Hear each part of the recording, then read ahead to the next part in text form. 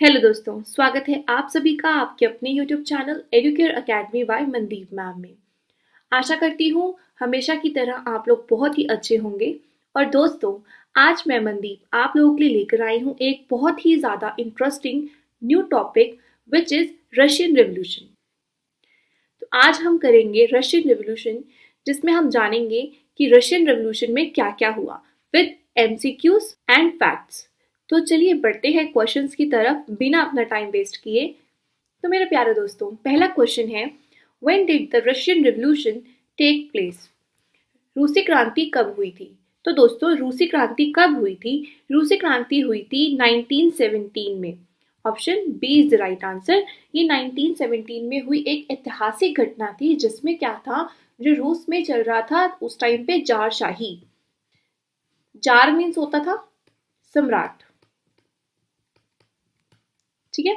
तो वहां पर क्या चल रहा था, जार की मोनार्की चल रही थी, जारशाही चल रही थी। और 1917 में जो हुई घटना थी, ऐतिहासिक घटना थी, उसने क्या किया, जो रूस में जारशाही थी उसको बिल्कुल एंड कर दिया था, अबॉलिश कर दिया था, समाप्त कर दिया था।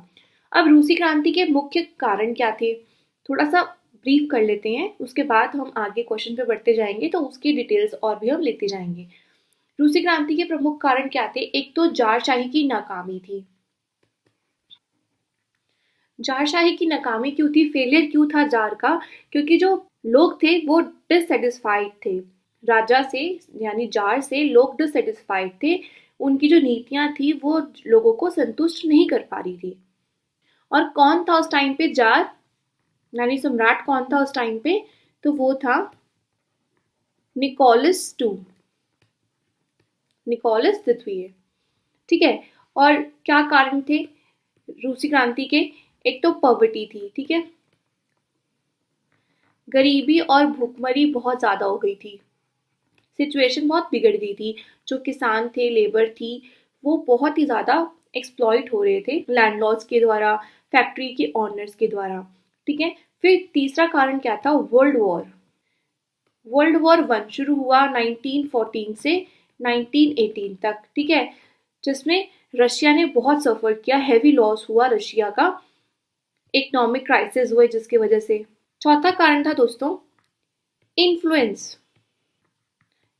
Of Marxism. मार्क्सवाद से और सोशलिज्म से वहां की जनता बहुत ही ज्यादा इन्फ्लुएंस थी। समाजवाद का और मार्क्सवाद का बहुत ज्यादा प्रभाव था वहां की जनता पर। और फिर रेवोल्यूशन ऑफ 1905 में रेवोल्यूशन हुआ एक, जिसे ब्लडी संडे के नाम से भी जाना जाता है। आगे आने वाले क्वेश्चंस में इसको मैं डिटेल में समझा दूंगी आपको, ठीक है। इसमें काफी सारे लोगों की जान गई थी, मारा गया था इन लोगों को, काफी सारे लोगों को। तो ये सब कॉजेस थे कि रशियन रेवोल्यूशन हुआ। आगे बढ़ते हैं, चलिए अब बात करते हैं क्वेश्चन नंबर 2 की। The Russian revolution of 1917 led to the rise of which political ideology? अब दोस्तों देखो, जब 1917 इसमें पूछा गया है कि 1917 की रूसी क्रांति ने किस राजनीतिक विचारधारा को जन्म दिया था? तो दोस्तों, कम्युनिज्म यानी साम्यवाद को जन्म दिया था। Option C is the right answer. Communism का उदय हुआ था जब 1917 की रूस की क्रांति हुई थी, तो जारशाही को समाप्त कर दिया गया था, ठीक है। जारशाही एंड हो गई थी और समाजवादी यानी या साम्यवादी शासन की स्थापना हुई थी। इस क्रांति के दौरान क्या हुआ था, जो व्लादिमीर लेनिन थे, उनके नेतृत्व में बोल्शेविक पार्टी ने सत्ता संभाली और निजी जितनी भी संपत्ति थी उसको एंड कर दिया कि किसी के पास निजी संपत्ति नहीं रहेगी। और जो व्लादिमीर लेनिन था, उसने बोल्शेविक पार्टी में रहकर सत्ता संभाली। Vladimir Lenin took power and abolish private property, ठीक है। और वो किस पार्टी के थे? Bolshevik party. और क्या था, ये जो कम्युनिज्म की जो भावना कैसे आई थी, क्योंकि इंस्पायर्ड थे लोग आइडिया ऑफ मार्क्सिज्म और फ्रेडरिक थे जो उनके आइडिया से बहुत ज्यादा प्रभावित थे। रूस में क्या आया उस टाइम पे? फिर समाजवाद, अर्थव्यवस्था आई, सर्वहारा यानी सर्वहारा मीन्स मजदूर वर्ग, इनकी तानाशाही को लागू कर दिया गया था। 1922 में भी क्या हुआ, 1922 में इसके बाद जो रूस था वो USSR बन गया, और जो कम्युनिज्म की विचारधारा थी वो इसी पे आधारित थी। आगे बढ़ते हैं, अब बात करते हैं क्वेश्चन नंबर 3 की। Who was the last jar of Russia? रूस के अंतिम जार कौन थे? तो दोस्तों, रूस का अंतिम जार कौन था? तो वो था सम्राट निकोलस द्वितीय यानी जार निकोलस द्वितीय यानी Nicholas two. Option B is the right answer. इनका पूरा नाम क्या था? जार निकोलस द्वितीय रोमानोव। रोमानोव वंश के थे ये। ठीक है, इनका शासनकाल भी बता देती हूँ। 1894 से 1917 तक चला इनका शासनकाल और ये रोमानोव वंश के थे, बताया जैसे कि। अब मैं थोड़ा सा आप लोगों को जार के बारे में बताती हूँ, जार निकोलस द्वितीय के बारे में बताती हूँ। देखो, एक तो इसका ये बहुत डिक्टेटरशिप रखता था, अपना जो शासनकाल था इसका बिल्कुल तानाशाही शासन था। ठीक है, निकोलस द्वितीय था जो, वो पूरी तरह से निरंकुश था यानी ऑटोक्रेटिक था। जनता की जितनी भी प्रॉब्लम थी ये उनको बिल्कुल भी सॉल्व नहीं करता था। इसको कोई मतलब नहीं होता था जनता क्या सफ़र कर रही है कि नहीं कर रही। ठीक है, फिर इसके टाइम पे क्या हुआ, रेवोल्यूशन हुआ 1905 में, जिसे अभी आपको बताया था मैंने, ब्लडी संडे भी कहा जाता है। ब्लडी संडे, जिसमें जो रूस की जनता थी वो जार के खिलाफ एक विद्रोह कर रही थी, प्रदर्शन कर रही थी बहुत ही काम वे में। तो इसने क्या किया था, अपने सैनिकों को बोलकर उनके ऊपर गोलियां बरसा दी थी, जिसमें बच्चे भी थे, महिलाएं भी थी। तो उसे खूनी रविवार भी कहा जाता है।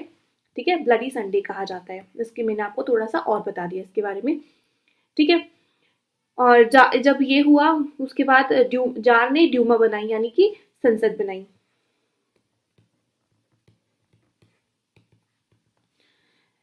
लेकिन वो जो संसद थी वो सिर्फ और सिर्फ नाम की थी, उसके अंदर प्रॉपरली पावर्स नहीं थी। फिर क्या हुआ, विश्व युद्ध हुआ, प्रथम विश्व युद्ध हुआ, फर्स्ट वर्ल्ड वॉर हुआ। कब हुआ था फर्स्ट वर्ल्ड वॉर? 1914 से 1918 तक हुआ। तो इस युद्ध में क्या हुआ, रूस को बहुत ज़्यादा हैवीली डैमेज उठाना पड़ा, जिसकी वजह से क्या हुआ, फाइनेंशियल क्राइसिस बहुत ज़्यादा इन्हांस हो गए और लोगों के अंदर असंतोष बहुत ही ज़्यादा लेवल पे बढ़ गया। फिर 1917 की रूसी क्रांति हुई। ठीक है, रूसी क्रांति हुई 1917 की। अब ये जो रूसी क्रांति है ना दोस्तों, इसको भी 2 पार्ट्स में डिवाइड किया गया है। देखो, एक होती है फेब्रुअरी क्रांति, एक हुआ था फेब्रुअरी रेवोल्यूशन, एक हुआ था अक्टूबर रेवोल्यूशन, वो भी सेम ईयर में हुआ था 1917 में। इसमें क्या हुआ था, फेब्रुअरी क्रांति में क्या हुआ था, फेब्रुअरी रेवोल्यूशन में क्या हुआ था, मोनार्की को ओवरथ्रो कर दिया गया था। ठीक है, और अक्टूबर रेवोल्यूशन में क्या हुआ था, वर्ल्ड का जो फर्स्ट मार्क्सिस्ट स्टेट था उसको स्टैब्लिश किया गया था। फरवरी क्रांति में सैनिकों ने विद्रोह किया था, जिसके कारण क्या हुआ था, जो निकोलस टू था उसको अपनी गद्दी छोड़ के जाना पड़ा। और उसके बाद अस्थायी सरकार बनी। कब बनी? उसके बाद में बनी थी। और फिर अक्टूबर क्रांति में क्या हुआ था, जो बोल्शेविक थे उन्होंने सत्ता अपने हाथ में ले ली थी, सत्ता को हासिल कर लिया था। ठीक है, और फिर अब बात करते हैं डेथ की। तो इसकी डेथ हो गई थी 17 जुलाई 1918 को। कैसे हुई थी? जो बोल्शेविक सरकार थी उसने निकोलस द्वितीय और उसके जितने भी फैमिली मेंबर्स थे उनको एकांतवास में रखकर गोली मार दी गई थी, मार दी थी, तो उनकी डेथ हो गई थी। था तो ये बहुत ही अनफेयर टाइप का राजा। ठीक है, तो ये है इसकी थोड़ी सी हिस्ट्री। आगे बढ़ते हैं अब। चलो आते हैं क्वेश्चन नंबर 4 पर। What was the main cause of the February Revolution of 1917? 1917 की फरवरी क्रांति का मुख्य कारण क्या था? तो दोस्तों देखो, फरवरी की जो क्रांति हुई थी उसका मेन कारण क्या था? इकोनॉमिकल क्राइसिस थे और फूड की बहुत ज्यादा शॉर्टेज थी। ठीक है, option A is the right answer. फरवरी क्रांति का सबसे ही बड़ा रीजन यही है, आर्थिक संकट और भोजन की कमी। क्योंकि फर्स्ट वर्ल्ड वॉर की वजह से क्या हुआ था, अर्थव्यवस्था बिल्कुल कमजोर हो गई थी, इकोनॉमिकल क्राइसिस आ गए थे। ठीक है, और जिसकी वजह से क्या हुआ था, जो मजदूर थे, किसान थे, उनको बहुत ज़्यादा डिफिकल्टीज का सामना करना पड़ रहा था। जो लोग थे वो फैक्ट्रियों में हड़ताल करने लगे थे, सड़कों पर आ गए थे, क्योंकि रोटी नहीं मिल रही थी उनको, शांति भी तो नहीं मिल रही थी वॉर की वजह से। ठीक है, और लोग क्या डिमांड करने लगे, इंडिपेंडेंस यानी स्वतंत्रता की मांग करने लगे। जार निकोलस द्वितीय था, उसकी सरकार इस चीज़ को फेस नहीं कर पाई, इस चीज़ का प्रॉब्लम को सॉल्व नहीं कर पाई। जो इकोनॉमिकल क्राइसिस हो रहे थे, फूड शॉर्टेज हो रही थी, इसको फेस नहीं कर पाई और इनके खिलाफ, जार के खिलाफ जो भी विद्रोह था वो और भी ज़्यादा तेज़ हो गया। और फिर 1917 में फरवरी क्रांति हुई, जिसमें क्या था, जितने भी मजदूर और सैनिक थे, इन लोगों ने मिलकर विद्रोह किया और जार को अपनी गद्दी छोड़नी पड़ी। और क्या बनी उसके बाद? अस्थाई सरकार बनी। लेकिन आपको याद होगा अक्टूबर में बोल्शेविक पार्टी आ गई थी, उसके बाद की ये भी हट गई थी अस्थाई सरकार। ठीक है, आगे बढ़ते हैं। Okay, now question number 5, which event is considered the beginning of the Russian revolution? कौन सी घटना रूसी क्रांति की शुरुआत मानी जाती है? तो दोस्तों, जो फरवरी क्रांति है 1917 की, है ना, उसको ही स्टार्टिंग माना जाता है रशियन रिवॉल्यूशन का। तो option C is the right answer, क्योंकि इससे क्या हुआ था, जो जार निकोलस द्वितीय था उसके शासन का अंत हो गया था, शासन एंड हो गया था, समाप्त हो गया था, अबॉलिश हो गया था। ठीक है, मजदूर और किसान सैनिक जितने भी थे जारशाही के खिलाफ विद्रोह कर रहे थे और उसी वजह से उसको क्या, अपनी गद्दी छोड़नी पड़ी थी। फिर उसके बाद प्रोविजनल गवर्नमेंट बनती है, यानी कि अस्थायी सरकार का निर्माण होता है, जिससे जारशाही की जो जितनी भी थोड़ी बहुत भी 1% भी जो उम्मीद थी उसको भी एंड कर दिया, बिल्कुल ही अबॉलिश हो गया। और पर वो भी ये जो सरकार थी ना, अस्थायी सरकार, ये भी जनता की प्रॉब्लम्स को सॉल्व करने में समर्थ नहीं थी।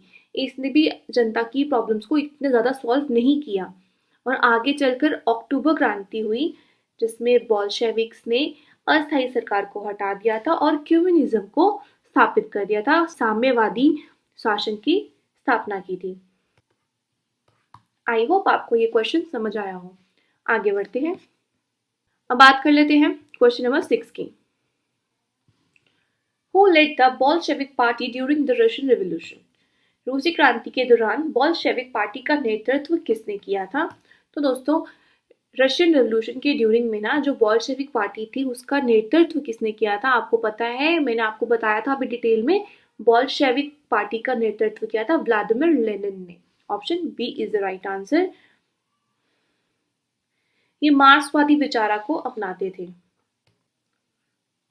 और इन्होंने जारशाही और पूंजी जो है, कैपिटलिज्म होता है, उसके खिलाफ काफी संघर्ष भी किया था। फरवरी क्रांति हुई थी, उसके बाद अभी आपको बताया था अस्थायी सरकार को उन्होंने कमजोर बताया था, लेनिन ने ही बताया था कि जो अस्थायी सरकार है ये बिल्कुल कमजोर है।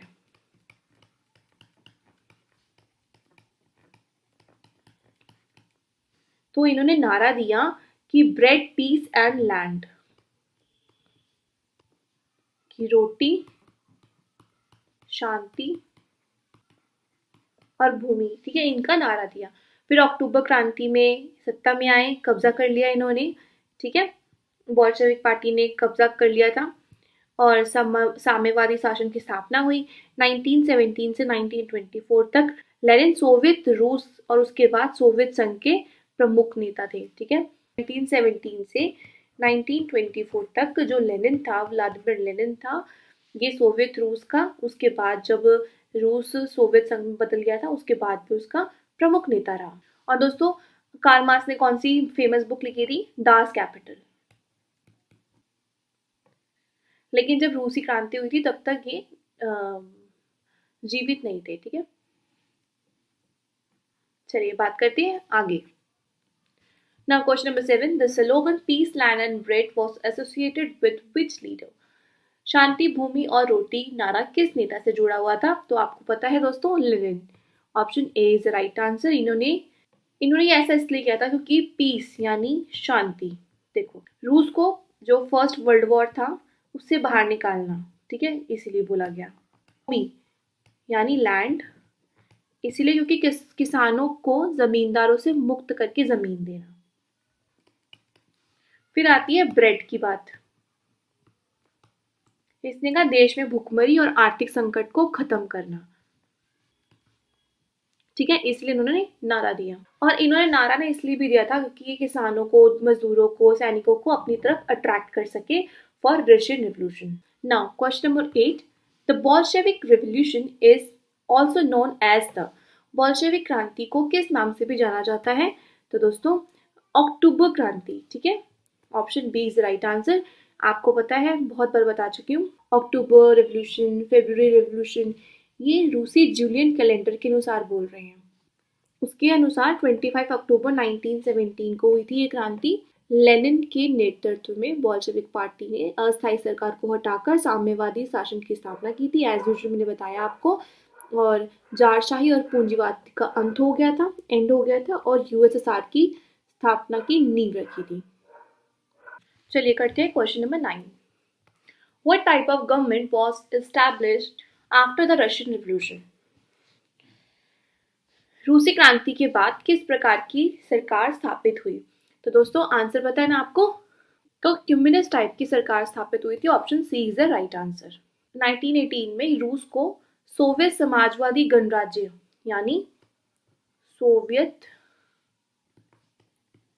सोशलिस्ट रिपब्लिक घोषित किया गया था, ठीक है। और 1922 में यूएसएसआर की स्थापना हुई थी। अगला question, question number 10। What happened to Tsar Nicholas II and his family after the revolution? क्रांति के बाद जार निकोलस द्वितीय और उनके परिवार का क्या हुआ? तो दोस्तों option B is right answer. They were executed by the Bolsheviks, यानी रूसी क्रांति के बाद जार निकोलस द्वितीय और उनके परिवार को गोली मारकर हत्या कर दी गई थी। कब करी थी? 17 जुलाई 1918 को। 1917 में इनको गद्दी छोड़नी पड़ी थी, उसके बाद कैद हुई, फिर उसके बाद एग्जीक्यूशन हो गया यानी हत्या की गई। क्यों करी थी? रीजन क्या था मारने का? क्योंकि बोल्शेविक्स को डर था कि अगर जार जिंदा रहा तो रूस में सिविल वॉर के दौरान उनके जितने भी समर्थक थे वो फिर से सत्ता में लाने की उनको कोशिश करेंगे। इसीलिए लेनिन के जो नेतृत्व में बोल्शेविक सरकार ने उनको हत्या का आदेश दे दिया। Question number 11। What was the main reason for the Russian people's discontent before the revolution? क्रांति से पहले रूसी लोगों की असंतोष का मुख्य कारण क्या था? उनका असंतोष का मेन कारण ये था कि poor working conditions and food shortage, खराब काम करने की स्थिति थी उनकी बहुत ज्यादा, और खाने की तो बहुत ज्यादा कमी थी। Option B is right answer. क्योंकि जो निकोलस द्वितीय था वो लोगों की प्रॉब्लम को सॉल्व नहीं कर पा रहा था, सिचुएशन बिगड़ती जा रही थी, इकोनॉमिकल क्राइसिस आ रहे थे, वर्ल्ड वॉर हो रहा था, जितने भी लेबर के एक्सपेंसेस थे, जितने भी वेजेस थे वो उनको नहीं मिल रहे थे, लंबे समय तक उनको काम करना पड़ रहा था, और जो फूड जैसी देखो बेसिक नीड भी पूरी नहीं हो पा रही थी इतना काम करने के बाद भी। महंगाई, बेरोजगारी, भ्रष्टाचार के कारण क्या हुआ, जनता में बहुत ज्यादा असंतोष बढ़ गया था। अब बात करते हैं क्वेश्चन नंबर 12 की। What was the name of the secret police under the Bolshevik?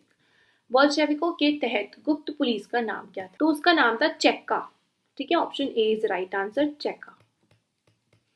Chekka नाम था गुप्त पुलिस का। ये बोल्शेविक सरकार के द्वारा दिसंबर 1917 में इसकी स्थापना हुई थी। सीक्रेट पुलिस कहा गया था इसे। इनका पूरा नाम क्या था? फुल नेम था all Russian extraordinary commission for combating counter revolution and sabotage. Vladimir Lenin के नेतृत्व में इस क्रांति के तो जितने भी दुश्मन थे उनके खिलाफ इसमें कार्रवाई करी जाती थी। चेका ने जो गृह युद्ध, जो सिविल वॉर चल रहा था उसके दौरान रेड टेरर अभियान चलाया। क्या चलाया था?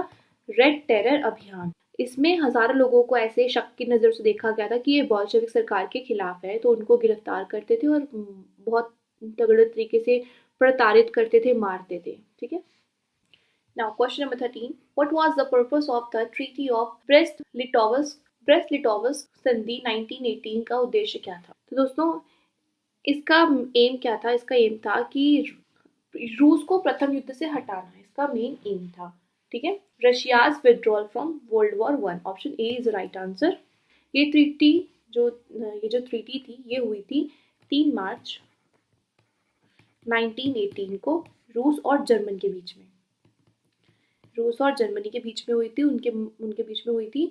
और इस संधि के तहत, इस ट्रीटी के तहत क्या था, रूस ने आधिकारिक रूप से प्रथम वर्ल्ड वॉर से अपने सैनिकों को वापस बुला लिया था। पर ये जो ट्रीटी थी ये रूस के लिए बहुत ही ज़्यादा नुकसानदायक थी, बहुत ज़्यादा हार्मफुल रही। लेनिन को युद्ध खत्म करने के लिए इसे स्वीकार करना पड़ा, इस ट्रीटी को। इस ट्रीटी के बदले में रूस ने बहुत सारे अपने एरियाज को खो दिया था, त्याग दिया था, हिस्सों को बहुत ज़्यादा त्याग दिया था। आगे बढ़ते now question number 14, who led the red army during the Russian civil war? रूसी गृह युद्ध के दौरान रेड आर्मी का नेतृत्व किसने किया? तो दोस्तों रेड आर्मी का नेतृत्व किया था लियोन ट्रॉट्स्की ने। ठीक है, option C is the right answer. Leon Trotsky ने 1918 में रेड आर्मी का गठन किया था और उसका नेतृत्व किया था। इसमें अनुशासन लागू किया गया था, बहुत ज़्यादा सैनिकों के लिए रणनीतियाँ बनाई गई थी, जिससे रेड आर्मी को क्या मिली थी, जीत मिली थी। 1922 में जो गृह युद्ध था उसकी समाप्ति के बाद यूएसएसआर की स्थापना हुई थी। रेड आर्मी का जो रेड आर्मी थी इसका मुख्य सेना बल बनी थी। Now question number 15, what was the opposition force against the Bolsheviks called? बोल्शेविकों के खिलाफ विद्रोही सेना को क्या कहा जाता था? तो दोस्तों उसे कहा जाता था white army. Option B is the right answer, यानी श्वेत सेना। बोल्शेविक्स को रेड आर्मी कहा जाता था और ये क्या थी, व्हाइट आर्मी थी जो ऑपोजिशन में थी बोल्शेविक के। ठीक है, 1918 और 1922 के रूसी गृह युद्ध के दौरान ये सेना उसके खिलाफ लड़ी। ये जो व्हाइट आर्मी थी ये जार की समर्थक थी। जो व्हाइट आर्मी थी इनको ब्रिटेन, फ्रांस, अमेरिका, जापान जैसे बहुत सारे देशों का समर्थन मिला था, क्योंकि ये देश बोल्शेविक क्रांति को रोकना चाहते थे। बोल्शेविक को बहुत ज़्यादा लेवल पे जो जनता थी, आम जनता थी, उनका प्यार मिला था, उनका सपोर्ट मिला था, जिसकी वजह से क्या हुआ था कि जो ये व्हाइट आर्मी थी ये ज़्यादा टिक नहीं पाई और हार मान गई। Now question number 16, which political party was overthrown in the October revolution? अक्टूबर क्रांति में किस राजनीतिक दल को उखाड़ फेंका गया था? तो दोस्तों प्रोविजनल जो गवर्नमेंट थी उसको उखाड़ा फेंका था, यानी अस्थायी सरकार को। Option D is right answer. इसका नेतृत्व कौन करा था ये तो मैंने आपको बताया नहीं, वो करा था अलेक्जेंडर, ये करा था इसका नेतृत्व, इस गवर्नमेंट का नेतृत्व। ये भी जो सरकार थी ये भी प्रॉब्लम सॉल्व नहीं कर पाई पब्लिक की। ठीक है, तो ये भी फेल हो गई। आगे बढ़ते हैं, अब बात करते हैं क्वेश्चन नंबर 17 की। What was लेनिन्स economic policy called that allowed limited private enterprise?